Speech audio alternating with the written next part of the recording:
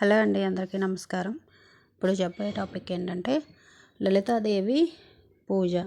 అంటే నేను మొక్కుకున్నది ఏంటంటే 32 రకాల పూలతో పూజ చేయాలి అని అనుకున్నానండి. అంటే నేను 32 రకాలు ఒకరోజే పెట్టకుండా వారంకి ఒక రకం 32 రకాలు కలిపి 32 పూలు పూజ చేయాలని అనేసి సంకల్పం అయితే చెప్పుకున్నానండి. అయితే మనం ఈ పూజ ఎలా చేయాలంటే లలితాదేవి పూజ చేయడానికి ముందు మనం గణపతి పూజ అయితే చేసుకోవాలి.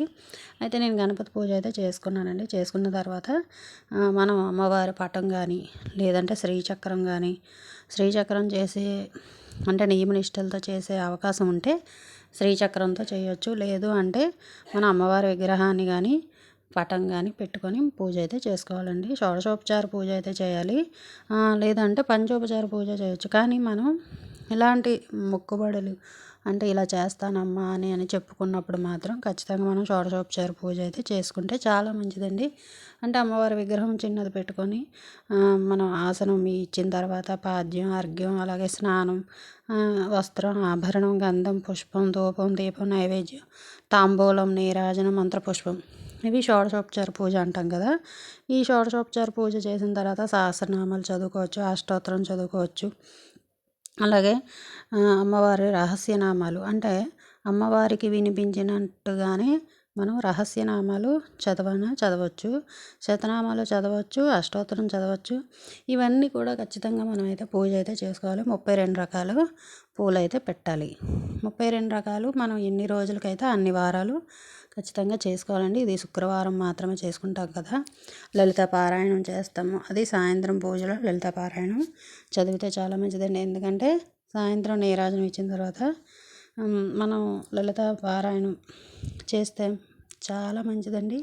పవర్స్ అన్నీ కూడా మనకి యాక్టివ్ అవుతాయి. నెగిటివ్ అంతా కూడా బయటకు పోతుంది, పాజిటివ్ ఎనర్జీ యాక్టివేట్ అవుతుందండి. అయితే మనం శుభ్రమైన దుస్తులు అయితే ధరించాలి. అలాగే పూజ గదిని శుభ్రం చేసుకోవాలి. స్నానం చేసిన నీటిలో మనం పసుపు నీళ్ళు చల్లుకొని స్నానం చేయాలి, పసుపు వేసుకొని. అలాగే పూజ గదంతా కూడా శుభ్రం చేసి గంగాజలంతో శుద్ధి చేయాలండి. ఖచ్చితంగా శుద్ధి చేయాలి. శుద్ధి మంత్రం కూడా చదవాలి. ఎందుకంటే అమ్మవారు వస్తారు, కూర్చుంటారు, ఆసనం ఇస్తాము, ఆవాహనం చేస్తాము, ఆసనం చేస్తాము. అలాగే మన అమ్మవారికి అభిషేకం చేస్తాము. ఇవన్నీ కూడా గంధం ఇస్తాము, పుష్పాలు అక్షింతలు నైవేద్యం పెడతాం, అన్నీ చేస్తాం. కాబట్టి అమ్మవారి ఆసనం పవిత్రంగా ఉండాలి. పసుపుతో చక్కగా పీఠాన్ని అయితే శుభ్రంగా పసుపు రాసి బొట్లు పెట్టి అమ్మవారికి దీపాలు పెట్టిన తర్వాత పారాయణం మొదలు పెట్టాలండి. అమ్మవారికి షోడశోపచార పూజ అంతా చేసిన తర్వాత పారాయణం అయితే మొదలు పెట్టాలి. లలిత పారాయణం చేసుకొని అష్టోత్తరం చదివి అలాగే రహస్యనామాలు చదివిన తర్వాత అమ్మవారి క్షమాపణ కోరాలండి. క్షమాపణ కోరుతూ అమ్మవారికి పూజనైతే ముగించాలి. ఎందుకంటే క్షమాపణ చెప్పాలి. పూజ అంతా బాగా చేసామో లేదో, అందుకని చిన్న చిన్న తప్పులు ఉన్నప్పుడు అమ్మవారికి కోపం వస్తుంది. అందుకని మనం క్షమాపణ అడిగామనుకోండి అమ్మవారు శాంతిస్తారు.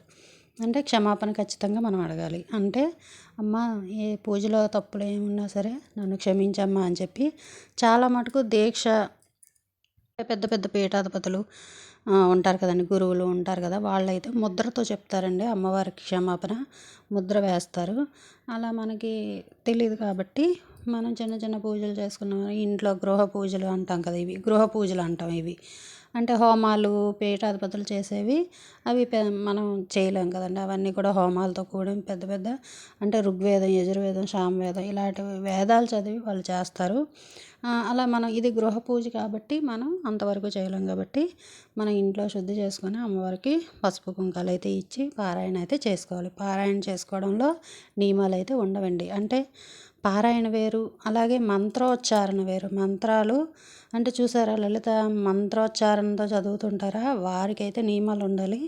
మనం పారాయణ చేస్తాం కాబట్టి ఖచ్చితంగా మనం చక్కగా స్నానం చేసి పారాయణ అయితే చేసుకోవాలి. అష్టోత్తరం చదువుకోవడానికి అంటే పూజ గదిలో ఉన్నంతసేపు కూడా మనం శుద్ధిగానే ఉంటాం కాబట్టి అలా మనం చక్కగా చదువుకొని అమ్మవారికి అయితే పూజ అయితే చేయాలండి. ఇలా క్షమాపణ కోరాలి, పూజను ముగించాలి. తర్వాత అమ్మవారు మనం భక్తితో ఉన్నామా లేదని కూడా చూస్తారండి. అందుకనే నియమనిష్టలతో భక్తితో చేయాలి. అంటే పూజ చేస్తున్నంతసేపు అమ్మవారి మీద ధ్యానం పెట్టి మధ్యలోని ఎవరైనా పిలిచినా అంటే అలాంటి డిస్టర్బెన్స్ ఏవి లేకుండా చూసుకొని చక్కగా చేసుకోవాలి. శుక్రవారం చేయొచ్చు, లేదంటే పౌర్ణమి రోజు కూడా చేయొచ్చు. చాలా మంచిది పౌర్ణమి రోజు. అలాగే శ్రీచక్రాన్ని కూడా మనం పూజించవచ్చు. శ్రీచక్రం పెట్టుకుంటే మాత్రం చాలా శక్తివంతమైంది కదండి శ్రీచక్రం అనేది. అంటే దానికి చేయాల్సిన శ్రీచక్రానికి చేయాల్సిన షోడశోపచార పూజలు, ఇంకా హోమాలు, ఇవన్నీ నియమనిష్టలు అవన్నీ కూడా చాలా ఉంటాయి. అవి వాటిలో మనం చేయకపోవడమే మంచిది. చేసాము అంటే ఖచ్చితంగా నియమనిష్టలు అయితే పాటించాలి. అయితే నేను 32 రకాల పువ్వులతో పూజ చేస్తాను అనుకున్నాను. మళ్ళీ 32 రకాల పూజ చేసి అమ్మవారిని ఒకరోజే ఎందుకు అని చెప్పి నేను ఇలా వారం వారం అమ్మవారి మీద శ్రద్ధ పెట్టి భక్తితో చేద్దామని చెప్పి 32 రకాల పువ్వులు కాదు, ఒక రకమే 32 పెట్టి అలా 32 వారాలు, అంటే ఇవన్నీ కూడా లిస్టు రాసుకొని ఉంచుకుంటాను. ఈ వారం ఈ ఎర్రని పూలతో చేశాను, ఈ వారం బంతి పూలతో చేశాను, ఈ వారం చామంతులతో చేశాను అని చెప్పి ఇలా బుక్లో రాసుకుంటున్నానండి. ఇలా రాసుకున్నాం అనుకోండి, నెక్స్ట్ వీక్ ఏం పెట్టాలి, ఏం పూజ చేయాలి, ఏ నైవేద్యం పెట్టాలి, ఇవన్నీ కూడా ఆలోచిస్తాం. ఏమీ లేదండి, తాంబూలం పెట్టి పూజ చేసుకోవచ్చు. అలాగే నైవేద్యం పెట్టుకోవచ్చు, ఏదైనా పెట్టచ్చు. అమ్మవారికి పరమాన్నం పెట్టచ్చు, లేదంటే పులగం పెట్టచ్చు. లలితాదేవి కదా, లలితాదేవికి మనం పులగం కూడా పెట్టచ్చు. లక్ష్మీదేవికి అయితే మనం పరమాన్నం పాలతో చేసిన నైవేద్యాన్ని మాత్రమే సమర్పిస్తాం. లలితాదేవి కాబట్టి మనం పులగం పెట్టచ్చు. చాలా మంచిదండి. ఇలా చేసుకొని మనం అయితే సంకల్పం అయితే చెప్పుకొని అమ్మవారికి పారాయణ అయితే చేయాలండి. పారాయణ చేసిన తర్వాత అమ్మవారికి మనం ఉపవాసం ఉంటే ఉండొచ్చు, లేదంటే పలహారం తిని ఉండొచ్చు. ఇలా నియమనిష్టలతో పూజ చేసుకుంటే మాత్రం అమ్మవారు ఖచ్చితంగా మనకు అనుగ్రహిస్తారండి. ఈ వీడియో నచ్చితే లైక్ చేయండి, షేర్ చేయండి, సబ్స్క్రైబ్ చేసుకోండి.